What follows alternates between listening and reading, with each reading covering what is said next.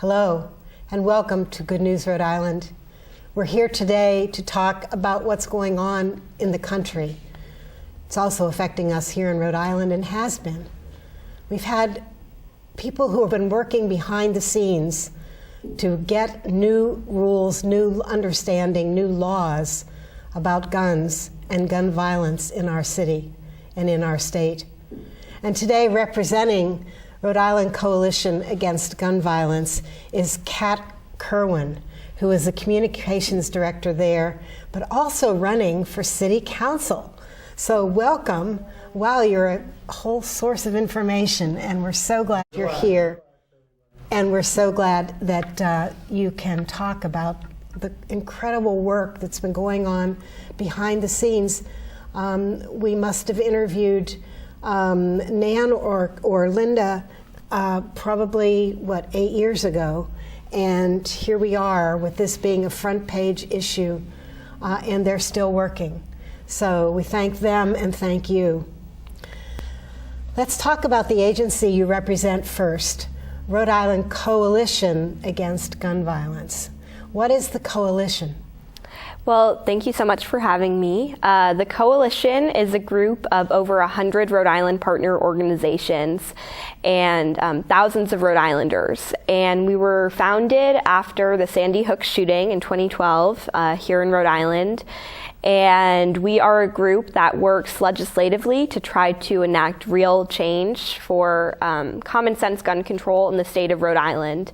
And for us, that means lobbying at the state level and working with partner organizations to try to change the culture of gun control and create legislative change.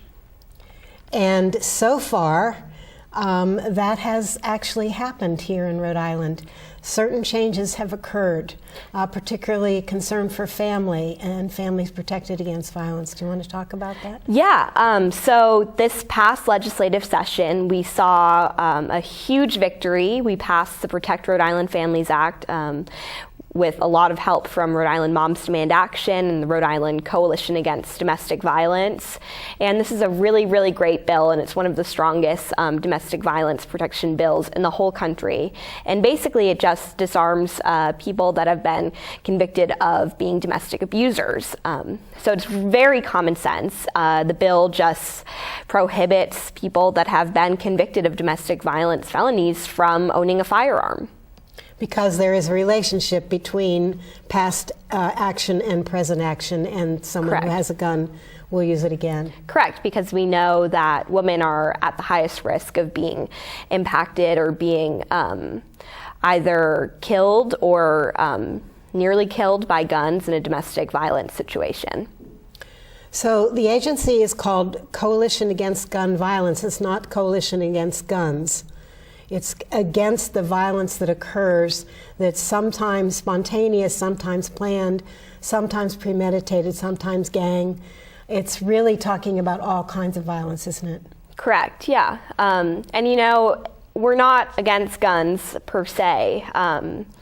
We like to say that we're trying to save lives, and we're trying to enact life-saving legislation that, will prohibit Rhode Islanders from using guns in the wrong ways. And you got involved because you now are the communications director. Correct. Just graduated from college, mm-hmm. and you came back here from Wisconsin, and you're now running for office. Correct. And is gun violence part of your platform? Yeah, I am running for office on Smith Hill, and just 2 weeks ago, actually, there was a murder-suicide right on my street, and so it feels very real. And we're seeing gun violence in our communities in Providence, and we're seeing non-episodic gun violence everywhere in the city. So I think it's important to be talking about it, and it's important to be talking about real strategies for saving lives, especially in our city centers. But you have other things on your platform. You're very young to be running. Yeah. Are you the youngest woman running, or? As of now, I believe I'm the youngest woman running for city council. I'm 20 years old. And you said there are 40 women running in this state? Across the state, there are over 40 women running for office in Rhode Island right now, which is really exciting. And I think 2018 is going to be a great year for women of color, for trans women, which is really exciting. Excuse me. Do you consider yourself to be part of what I would call the gun violence generation? In other words, you were 14, I guess, when the Sandy Hook occurred, an absolutely unthinkable moment in our history. Right.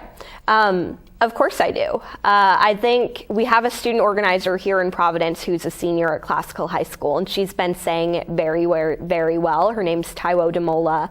And the way she's been describing it, her experience as being part of this generation, is she's been saying, I'm the generation of nervous phone calls, and I'm the generation of calls from parents. And Taiwo's right. I think kids around our age are fearful, and we think about what it could be like to be a victim of a school shooting or a mass shooting when we're in these public places like movie theaters, like classrooms. And it's a horrifying thought, but it's very real because there is this very easy access to firearms that are meant to kill and are meant to kill many people in a short amount of time. Do you have any statistics about what has happened, for example, because there are more rapid firearms now than there were, say, during the time of Bill Clinton? The shootings have skyrocketed. Well, we do know that banning guns in schools is a successful legislative measure. And we know, for instance, in Utah, when campus carry was banned, that rape at gunpoint decreased 50%. And we know that that banning these weapons that are meant to kill does actually stop violence and does save lives. And like I said, it's the fact that these firearms are not meant for sport or hunting or self-defense, but their assault weapons are meant for war, and they're meant to militarize, and they're meant to kill as many people as possible in the shortest amount of time. So as someone who's grown up in this generation, do you make decisions? It's hard to say, isn't it? Do you make decisions differently because you know that that's always a chance? So if you go to water fire, are you worried? Or if you go to the mall, are you worried? Or yeah, I think it's important not to make decisions out of fear as someone who's growing up in this generation, but it's never not on your mind that when there's a public space with many, many people, there's a very good chance that you could be a target. So your life has sort of revolved in some ways around this issue. I think many people's lives have, yeah. I guess for myself, I expected a country very different by the time I got to be the age I am, because I grew up in the 60s and I was so convinced that we were going to make the world better and we were going to see all these changes, and there weren't going to be hungry and there weren't going to be problems with birth because of lack of medical treatment, and et cetera, et cetera. And I feel like my generation is now in charge, and yet we've kind of blown it. And we're trying, but we haven't done such a great job. And I feel as though I feel happy and encouraged that people such as you are trying to get involved in both organizations and in elected positions to try to move us forward to the places where I thought we'd be in the 60s. Yeah, well, thank you. And I think it's even the students and children younger than me that are driving this change. The high school students now, I think, really understand what gun violence prevention means on a level deeper than anyone could have expected. Especially the student organizers here in Providence with the Providence Student Union seem to really understand that gun violence is something that we need to prevent, not just on the episodic level and not just at the mass shooting level, but also here in our cities, the non-episodic level. And I think that's a really, really valuable lesson, and we're learning so much from them. And they're teaching us that we need to be talking about this issue intersectionally, and we need to be thinking about the communities most impacted by gun violence. And I think that's something that's really changing the gun violence prevention movement, and I think it's going to continue to change the country. So it has to do with demographics and racism and education and a whole lot of issues, right, as well as the issue of violence. Let's listen to a little bit of a clip of a speech that we heard last week at the student walkout.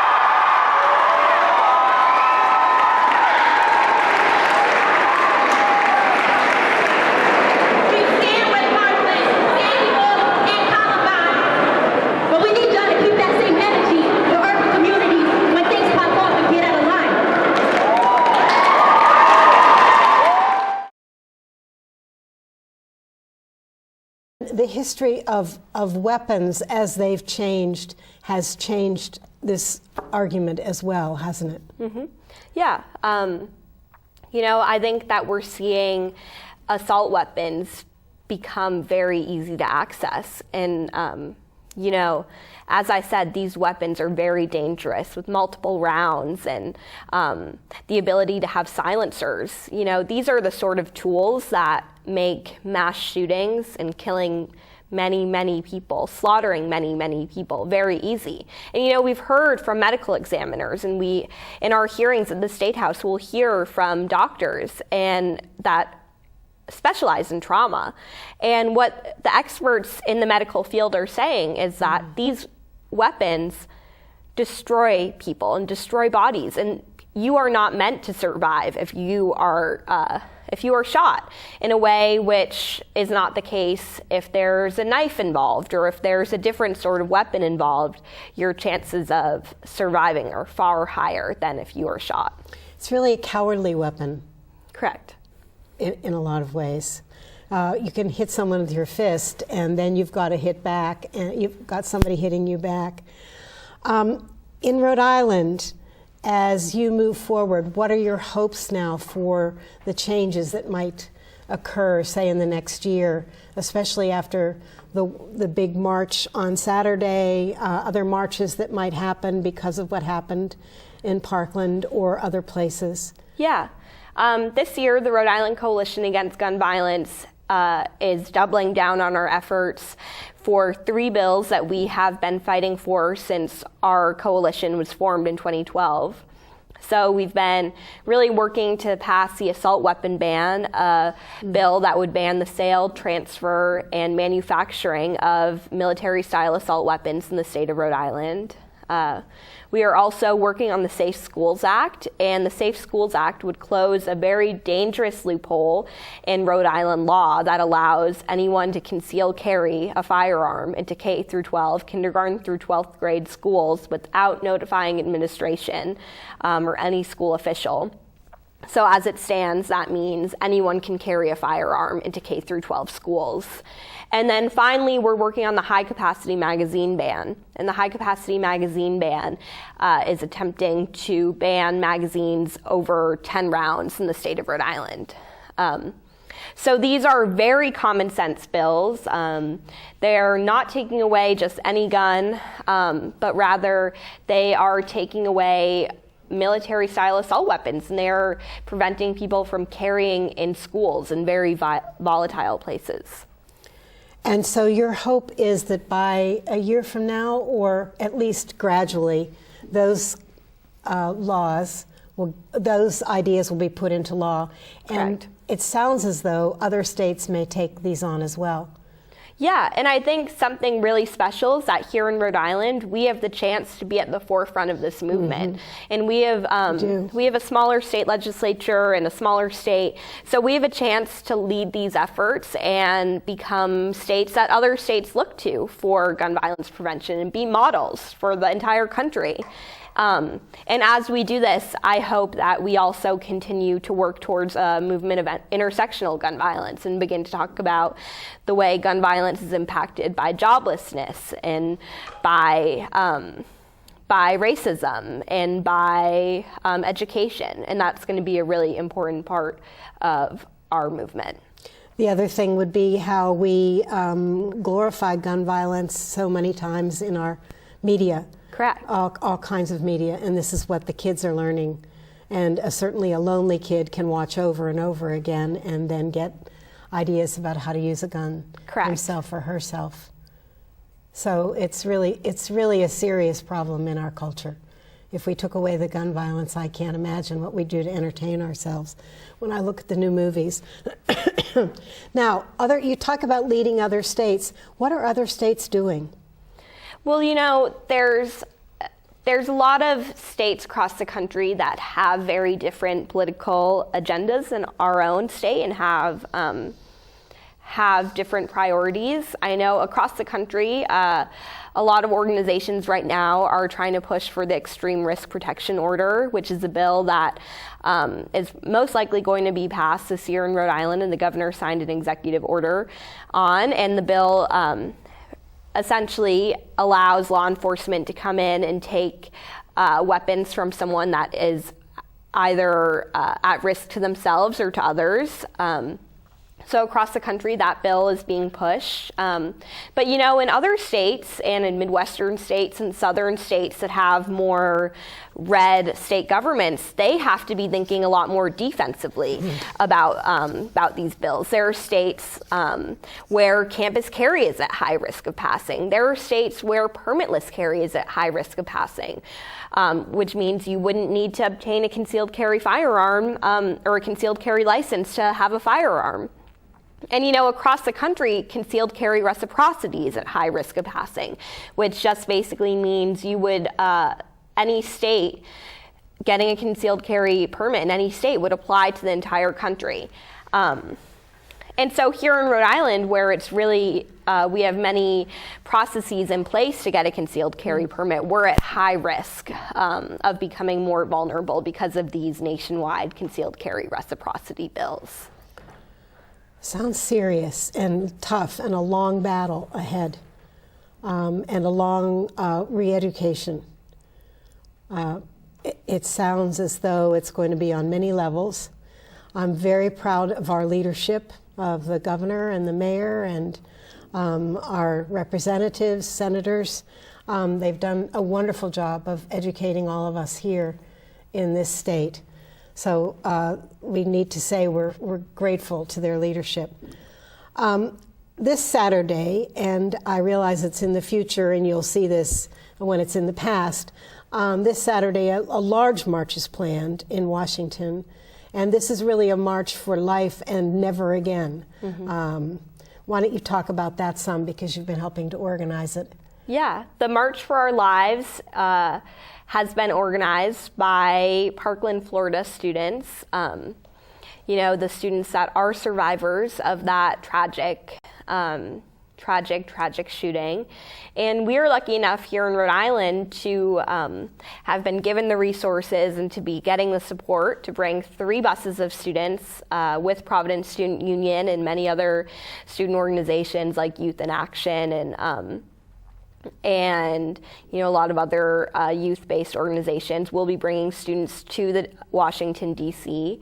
And I think it's a really, really special opportunity. I think this is an unparalleled learning experience for these high school students.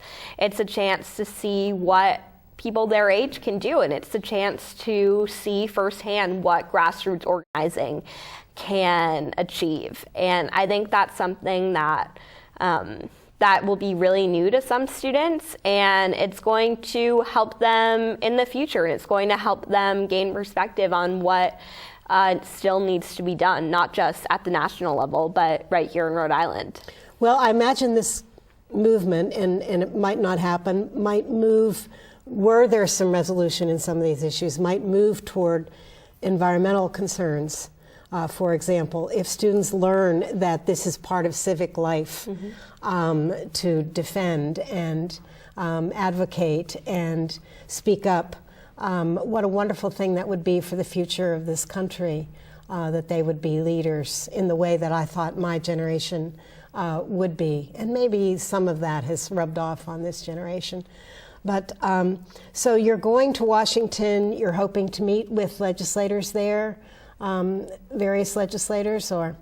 I believe the federal delegation will actually be in Providence on Saturday and working here. So we won't be meeting with legislators, but we will be hopefully joining other Rhode Islanders in DC, and we will be coming back and continuing our efforts with students to talk to legislators and work towards common sense gun legislation. What's happening on Saturday is really becoming international as well. Mm-hmm. Isn't that amazing? Mm-hmm. That other countries realize how serious our problems are and how we need help, and we've always been the leader, and now we're needing to follow. And we're following our brightest and best and newest leaders. It's such an amazing thing to think about. Right. So I certainly wish you every blessing going ahead. I'm sorry, too, and I need to say this maybe for my generation, I'm sorry that you've been raised with fear and with sense of limitations, because what fear does to creativity and to new thought and cognition and new affect and civic trust is very serious, and that is one of the major reasons why we need to change the way we look at guns and the way we carry out our lives as citizens. So I appreciate your help. Thank you.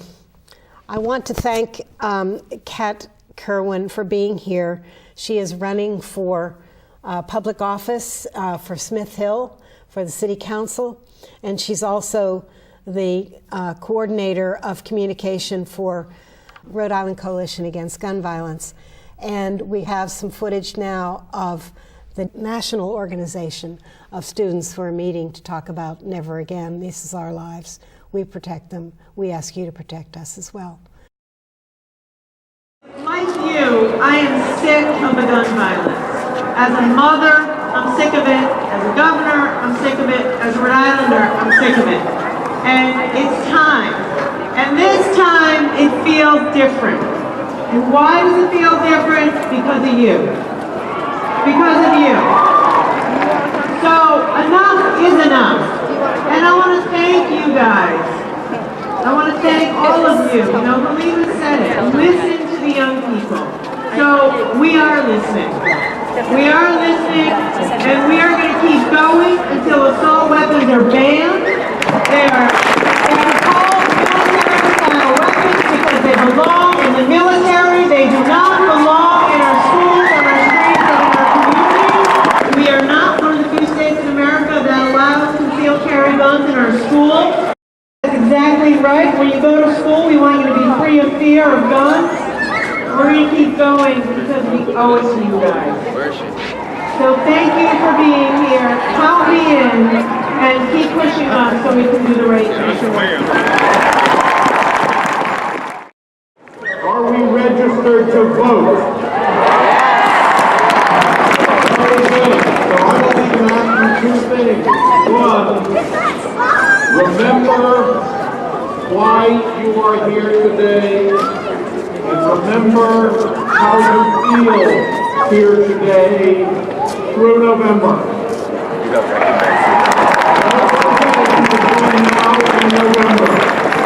Remember in November. I want to live in a world where I do not come home or wake up and find out there has been another school shooting. We cannot let school shooting become a new norm. I'm very glad that my fellow youth are now taking a stand against these school shootings, for we are the ones who are in the best positions to create change.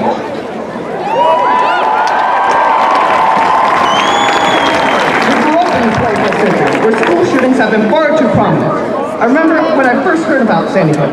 I was on a bus home from my high school when I was a freshman at the time. I couldn't believe it at first, that someone would kill young children. But when I got home, I found out someone did just that. In the time since that tragedy, nothing has changed.